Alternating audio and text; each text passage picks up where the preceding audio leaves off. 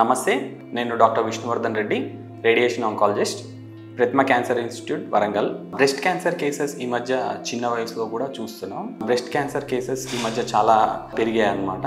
Breast క్యాన్సర్ని treatment చేయడానికి chemotherapy, surgery, radiation oncology సంబంధించిన ట్రీట్మెంట్స్ అనేవి తెలిసిన విషయాలే. కానీ బ్రెస్ట్ క్యాన్సర్ రాకుండా నివారించడానికి కొన్ని మార్గాలు ఉన్నాయి.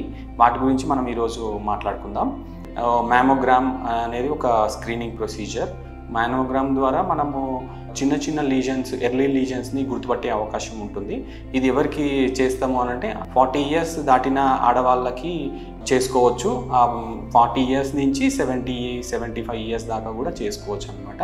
దీని ద్వారా మనం తొందరగా ఏమైనా రొమ్ములో కణితలు ఉంటే వాటిని గుర్తుపట్టి దానికి తగ్గ చికిత్స చేసుకోవడానికి వీలవుతుంది. ఇంకా రెండోది మనం చూస్తే ఒబెసిటీ అనమాట.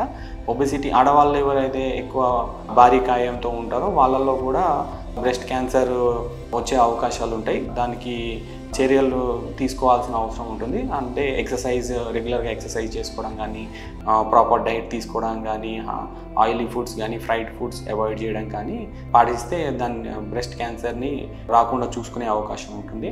ఇంకా ఈ మధ్య కాలంలో ఆడవాళ్ళల్లో కూడా స్మోకింగ్ అండ్ ఆల్కహాల్ కూడా చాలా పెరిగాయి. సో ఇది కూడా బ్రెస్ట్ క్యాన్సర్ రావడానికి వన్ ఆఫ్ ద మెయిన్ రీజన్గా మనం చూడొచ్చు. ఇంకా లాస్ట్గా చూస్తే లేట్ మ్యారేజెస్తో పాటు చైల్డ్ బర్త్ కూడా లేట్ అవ్వడము, దాంతోపాటు బ్రెస్ట్ ఫీడింగ్ కూడా డిస్కరేజ్ అవ్వడం వల్ల బ్రెస్ట్ క్యాన్సర్ ఇన్సిడెన్స్ పెరిగే అవకాశం ఉంటుంది. 30 ఏళ్ళ లోపు మ్యారేజ్ చేసుకోవడంతో పాటు చైల్డ్ బర్త్ని డిస్కరేజ్ చేయకుండా బ్రెస్ట్ ఫీడింగ్ని కూడా ఎంకరేజ్ చేస్తే బ్రెస్ట్ క్యాన్సర్ రాకుండా కూడా చూసుకోవచ్చు.